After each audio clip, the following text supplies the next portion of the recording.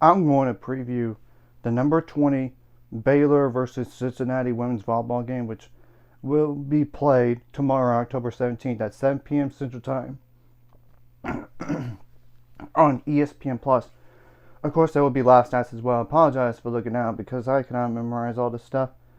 Baylor did finally get a bounce back win that was much needed, to say the least, against Kansas State. It was 3 sets to 1, 25-23, 17-25, 25-22, 28-26.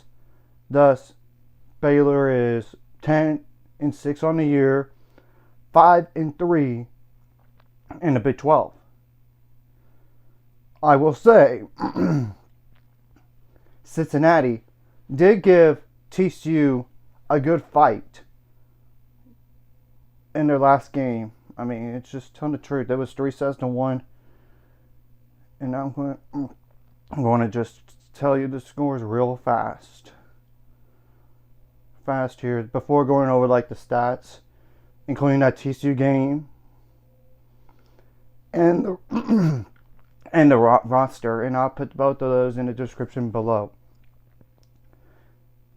Yeah, it was like 25-21 TCU, 25-19 TCU, then 25-21 Cincinnati, and then 25-22. So they made it interesting, to say the least. And Cincinnati on the year, by the way,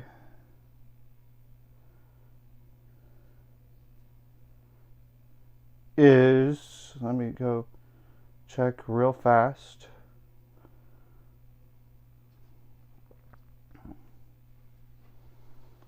Yeah, 10-6 overall, 2-4 in the Big 12. What are some players to keep an eye on for Cincinnati?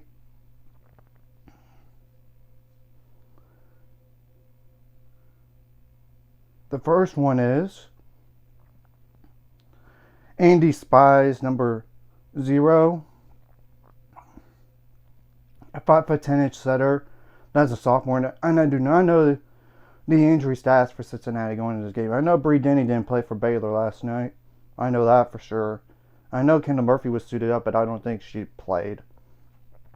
But still, just a heads up there.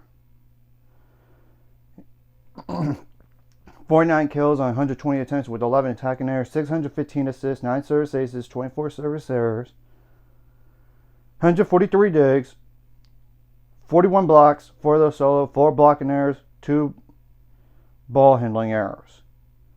The next one is Cindy. No, I'm not so sure if I really need to mention this further in one other player, but I'm going to just skip her because if in case she doesn't play, you'll know. Cindy Nolan, number 2. A 6'4" or outside hitter. That is a junior.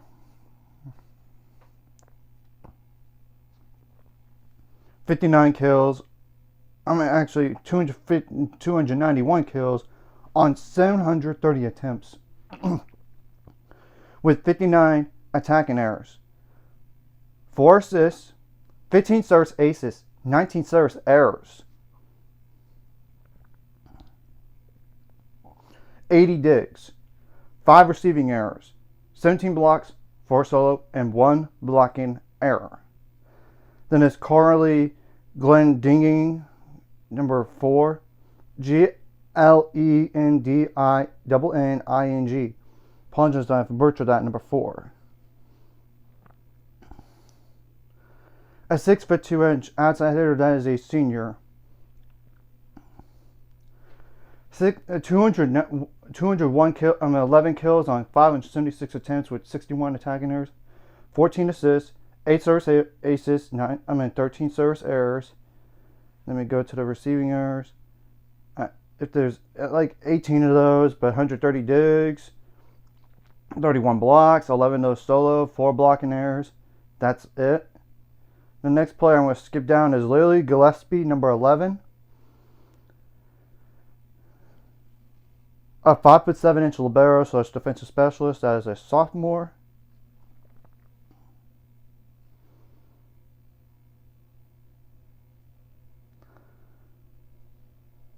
1 kill on 12 attempts, 56 assists, 8 service aces, 8 service aces, 10 service errors, 203 digs, 19 receiving errors, 1 block, 0 solo. That's it. This is Mackenzie Johnson, number 14.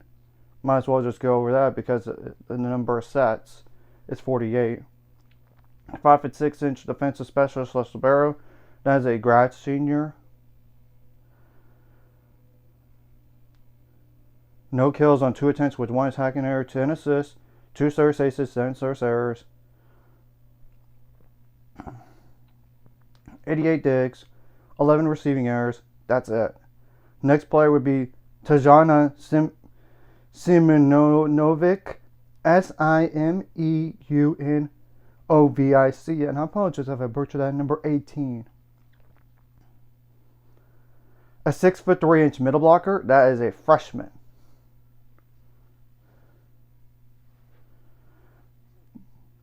$142. 35 kills on just 85 attempts with 11 attacking errors, 4 assists, 3 service errors, and no service aces, as you can tell.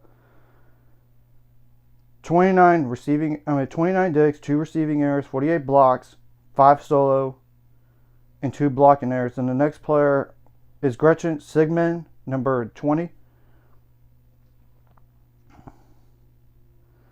A 5'11" right side hitter, aka like an opposite. 142 kills on 341 attempts with 49 attacking errors, 7 assists, 10 service aces, 14 service errors,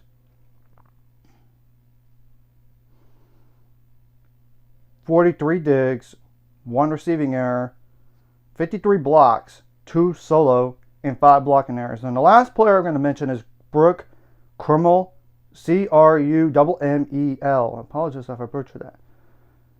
Number 24, 6'3" middle blocker. That is a redshirt freshman.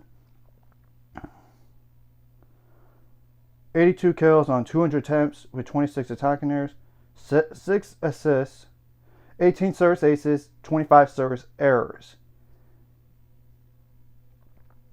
42 digs, 62 blocks, 5 solo, and 5 blocking errors. Obviously, whatever you did right last game, you got to bring into this game, and whatever you did wrong last game, you got to bring into this game. And I know there might be some questionable calls, but you got to be the more mentally tougher team and make plays to win. You got to make adjustments on the fly, both offensively and defensively, not just from set to set, but during those sets as well. And if you're in case you're trailing, you got to be more mentally tough and try to play 1 point at a time. That's kind of what you did in that first set. And Baylor, whenever they won the first set, they only lost 1 time, and that was just to Kansas, and that's a 3-2 loss right there. So you got to start faster, hopefully, and finish stronger, and not try to have so many lulls during the match. And obviously, you want to limit your errors across the board as much as possible. And obviously, if they do that, they do that. You don't want to give them free points like a foot fault or a rotation error like that. You don't want to do that. Sometimes your best defense comes from your serving, so you gotta serve tough, and hopefully those service errors won't be as much. But let's get more service aces compared to last match. And you gotta have your blocking step up. You gotta try to dig every ball if you can. Obviously, you don't want to have like overpasses, because then it would mean they could try to take advantage of it. And same thing goes for like giving free balls away at times. And sometimes you gotta win those long rallies because it does make the difference in terms of the set and even the match itself. Or just besides the point here. I mean, it's just on the truth.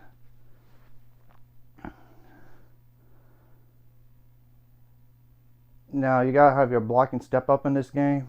It would be really helpful to shut down the best players for them as much as possible and try to read their cues and obviously adjust your hands so if the ball stays in bounds instead of going out of bounds directly.